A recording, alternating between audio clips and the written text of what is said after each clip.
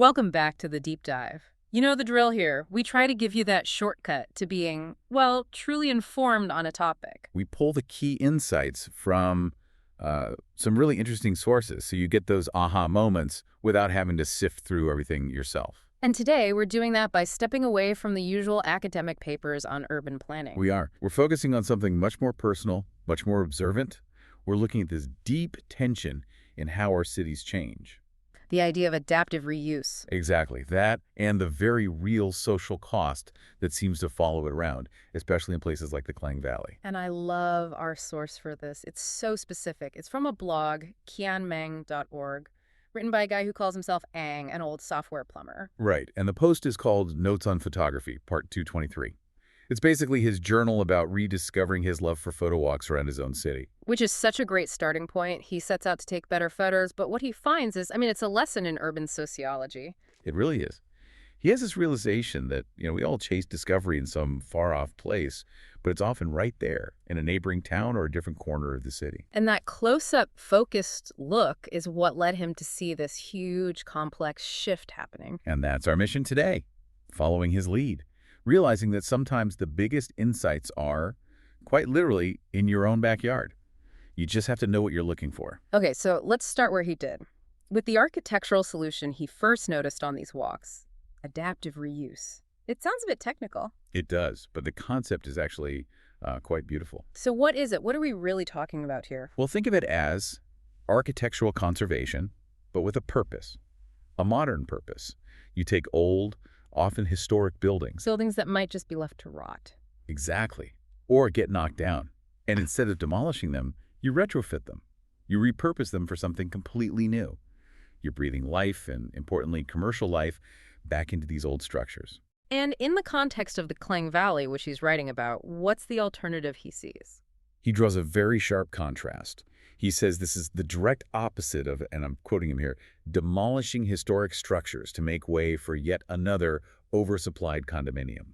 Ah, so it's a very real-world observation. He's seeing a fight between preservation and, well, generic new development. Precisely. So instead of a row of old shop houses being torn down for a huge new tower, one of those shop houses becomes a cool little boutique hotel, or maybe an old factory becomes a co-working space. That's it exactly. You keep the history, the actual physical footprint of the neighborhood alive. And he was seeing this everywhere, wasn't he? He was. He says he was surprised to discover just how many projects were examples of this. And he, someone living right there, hadn't even really noticed them until he slowed down with his camera. Which tells you it's not just a niche thing. It's a real, powerful force shaving the city. A quiet force, yeah. Okay, so this sounds like a win-win. We save beautiful architecture, we stop generic buildings from going up, we get unique new businesses. If a building was falling apart and is now useful again, where's the downside? Well, architecturally, you're right. It's often a huge success. It keeps the story of the neighborhood visible. Right. But Ang's writing pivots very quickly. He gets past the beautiful new storefronts and sees what he calls a complex side effect of gentrification. And this is where it gets really interesting, because he moves from the buildings to the people. Most of us hear gentrification and we just think, bad. Displacement. Right.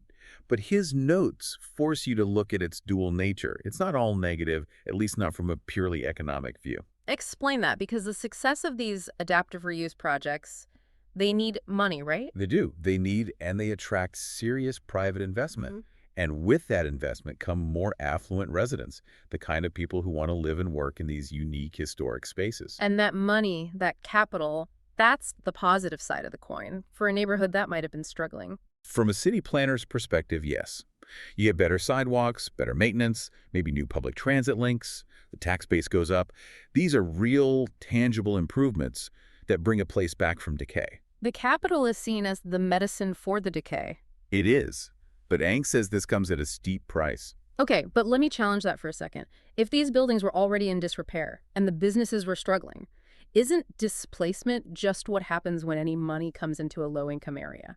Is it really specific to adaptive reuse? That's a great question, and it's sort of the nuance he's getting at. The investment is the fuel, yes, but adaptive reuse is the catalyst that just pours gasoline on the fire. How so? Because it makes an area instantly fashionable. It's not just new, it's cool, it has character. When you save the architecture and turn it into a destination, the value of that place, it just skyrockets overnight. And when property values go up. The rents go right up with them. Huh. So the very process that saves the build, that creates the cool art gallery or the design studio, that becomes the engine that pushes the original community out. Ah, okay, so it's not just investment, it's a specific kind of investment that accelerates the change. Exactly. And Eng's point is that this erodes what he calls the authentic cultural identity that made the neighborhood unique in the first place. You save the shell of the building. But you completely change who and what is inside it. The very community that gave that shell its meaning in the first place. It's the physical monument versus the living culture. The bricks are preserved, but the old family-run shops, the specific trades. All of that gets priced out. Mm. And you're left with a neighborhood that might look beautiful architecturally, but it's lost its soul. It's been replaced by a kind of global standard of curated coolness. That's the cultural dilution he's talking about. Yes. And it forces you to ask a really tough question. Is a neighborhood's history in its buildings, or is it in the people and the culture that existed inside them? Adaptive reuse seems to prioritize the first one. Often at the expense of the second. Often at the direct expense of it. To make this less abstract, Eng gives us a really concrete example from his photo walks. He does. He zeroes in on Chinatown in the Klang Valley as a place where you can see this happening in real time. And what's key here, from what I read, is that he's not looking at a finished product. He's documenting the process as it starts. He writes that he observed significant beautification works in the area. Yes. And beautification is such a loaded term, isn't it? When you slow down and really look, like he did, what does that actually mean? It's not just a new coat of paint. No, it's strategic. It's new uniform signs. It's tearing up old pavement for polished stone. It's new street furniture. It's all designed to make the area look clean, safe, and attractive to, well, a new kind of customer. To tourists with more money, to new investors. Right. So those beautification works, they're not just cosmetic. They're a signal, a huge economic signal to the market that says, this place is changing. Get in now. And that's what puts the pressure on the original businesses. That's the trigger. Yeah. Because suddenly that property is worth 10 times more to a high-end coffee chain than it is to the old traditional medicine shop that's been there for 60 years. So the very businesses that created that authentic identity he's trying to capture, the street food vendors, the traditional craftspeople. They're operating on tiny margins. They can't survive the rent hike that the beautiful new street suddenly commands. It's a painful irony, isn't it? The work done to save the area is what ends up destroying its original character. It forces you to ask that question. Who is this being beautified for? And it's almost never for the people who are there all along. The architectural success story is also the social displacement story. They're two sides of the same coin. He's not just taking pictures of buildings then, he's documenting economic forces, cultural change. That's what makes his blog post so powerful. So to pull this all together, what we've learned from Eng's observations is that this kind of urban change, this revitalization through preserving old buildings, it's a trade-off. It's never a simple win. It's an inescapable trade-off. You gain the beautiful architecture, you gain economic investment. But you risk losing the culture, the community, the very things that made it special. Right. So for you, listening to this, what does it all mean? I think it means learning to see with that critical eye that Eng developed. It's about looking past the nice facade. Exactly. When you walk through a revitalized neighborhood, don't just admire the exposed brick and the new cafes. Ask yourself, what's missing? What kind of shop used to be here 10 years ago that isn't here now? That's the real takeaway. It's a shift in how you observe your own city.